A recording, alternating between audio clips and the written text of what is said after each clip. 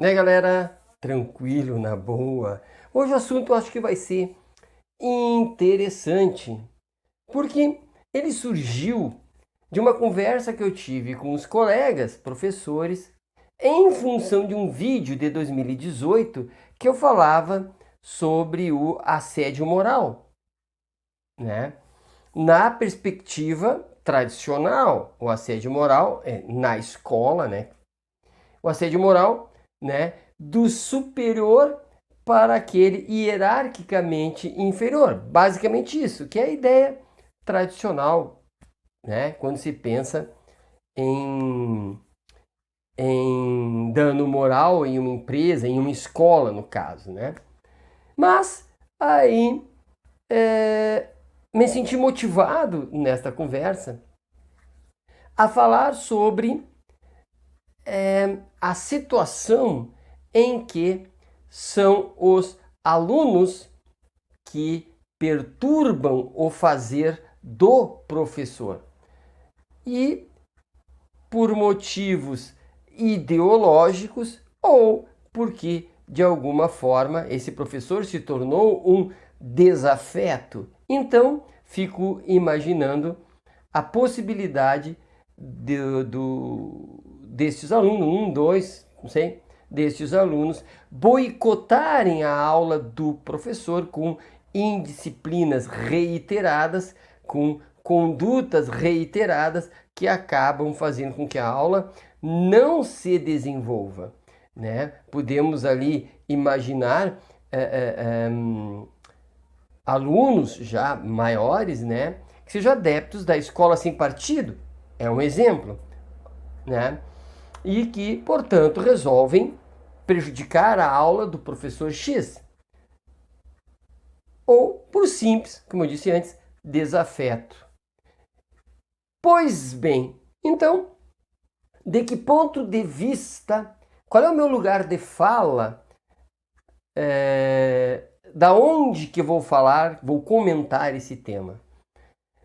O meu lugar de fala vai ser de gestor de escola. Não porque eu seja hoje gestor, mas porque já fui por muito tempo. Então, a ideia é um gestor de escola, portanto, não um professor, nem departamento jurídico da escola, mas o gestor que tem que ter uma visão ampla da situação. Então, vamos imaginar uma sala de aula em que determinados alunos reiteradamente eles frustram a aula. Eles fazem com que o professor Y, né, não consiga ter o desempenho no mais alto grau, que ele imagina, esse professor imagina ser o mais alto grau, não consiga, porque sua aula é boicotada, tem piadinhas, olhares, pequenas indisciplinas, o bom dia, o boa tarde que não acontece, né? O desprezo no olhar, e isso vai acontecendo de tal forma que esse professor se sente tolhido na sua aula, ele se sente extremamente assediado por esses alunos, apesar dele ser o professor, que em tese é altamente empoderado, e do outro lado ter um aluno que em tese não é em nada ou muito pouco apoderado, né, empoderado, né? Então essa seria em tese a situação.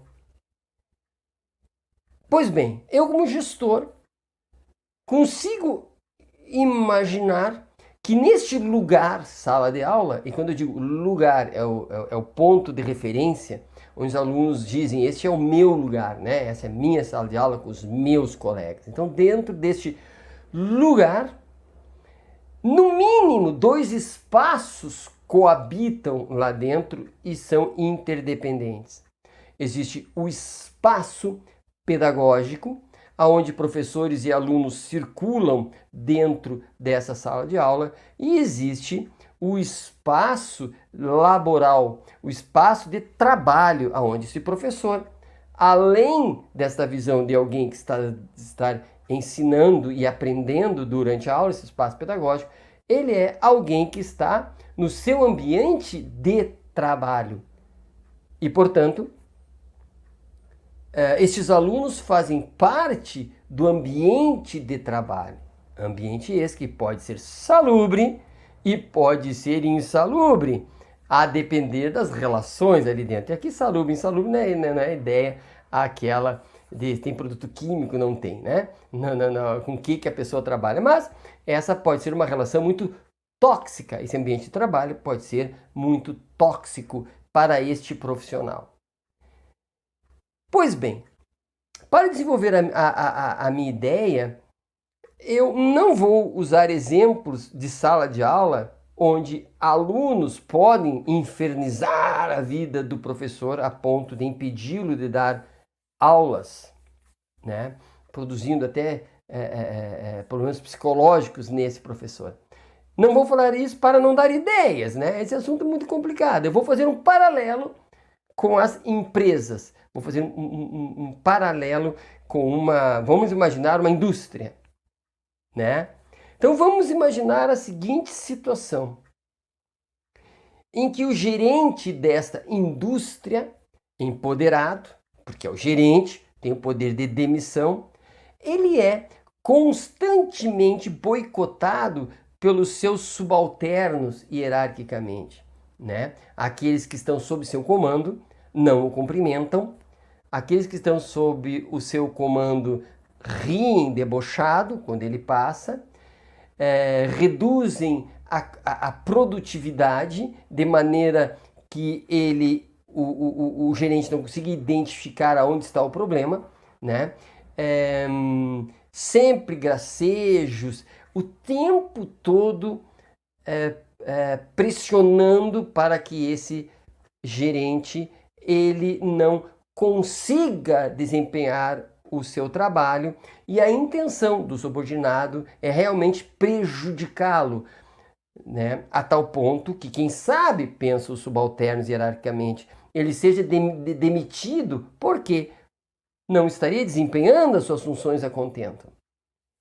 Percebam que, por ser algo rotineiro, passa a ser assédio moral, não dano moral, né? Dano moral é um investimento só, dolor, né?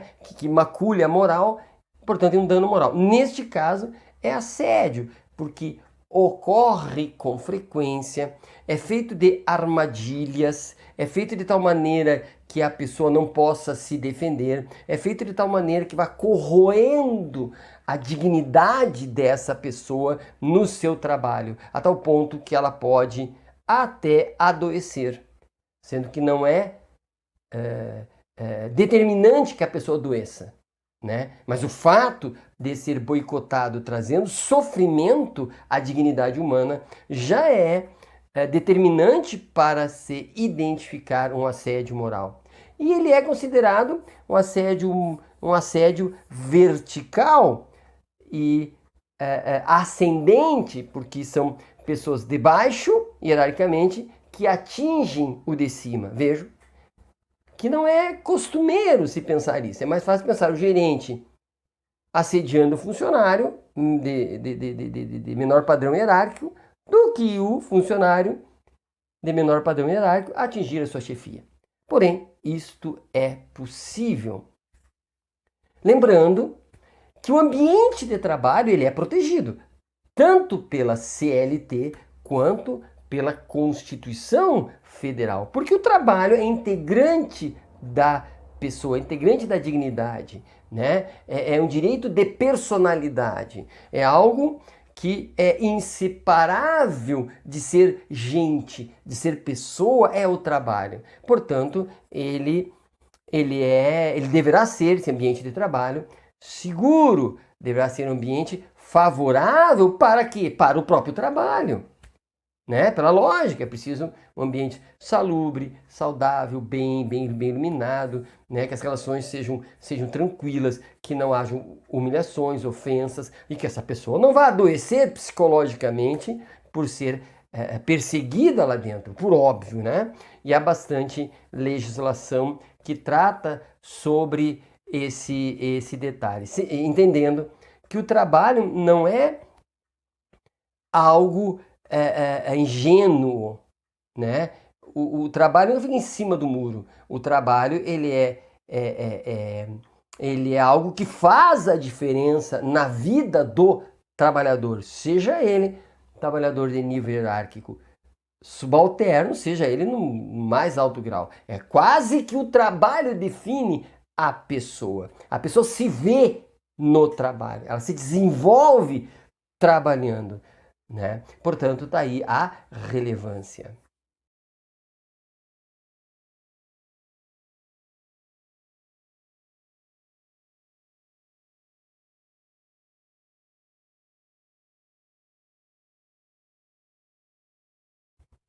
Como gestor, eu fico pensando, este gerente, ele tem algumas possibilidades, né? Entre elas, ele pode tentar resolver o problema à sua maneira, na conversa com os seus funcionários, ou ele pode levar o caso para a direção da empresa para que a empresa o auxilie, para que a direção da empresa o auxilie. Por quê? Culpa in vigilando. Caso essa empresa, após comunicada, não tome atitude alguma, né, ela deverá ser punida, porque deixou o seu funcionário, mesmo hierarquicamente elevado, à mercê dos outros funcionários, os subordinados, a tal ponto que este gerente adoeceu ou perdeu as contas, pediu as contas, melhor dizendo, né? Pediu as contas, teve que ir embora em função desse sofrimento reiterado. Ou seja, a direção da empresa não pode ser neutra, porque nessa situação o gerente está em desvantagem e estar neutro é favorecer quem está em vantagem, no caso, os subordinados, né?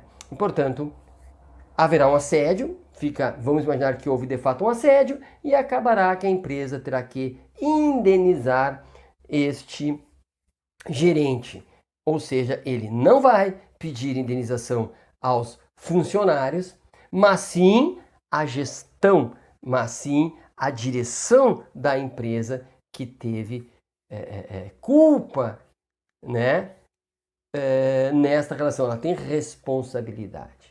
Vamos lá.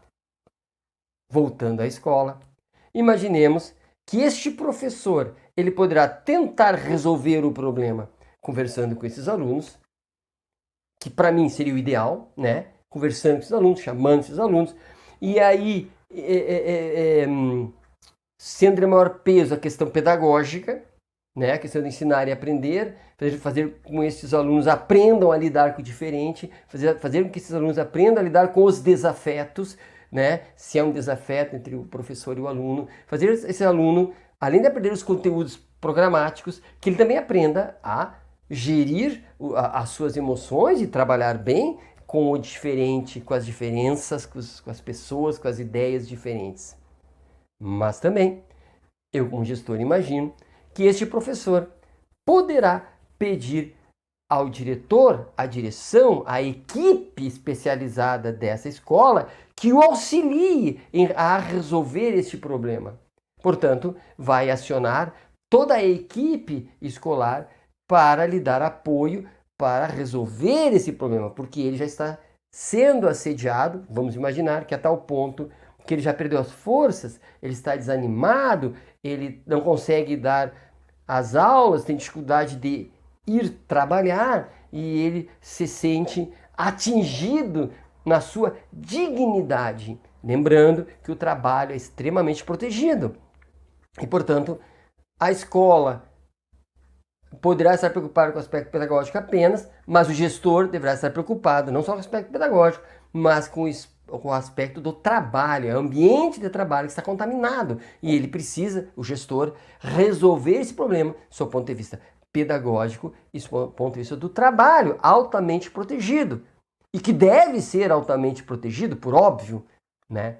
Então, é preciso que essa questão se solucione sob o ponto de vista de configurar assédio moral, né? E, portanto, deverá a escola, em última instância, indenizar esse professor caso ela não tenha feito nada.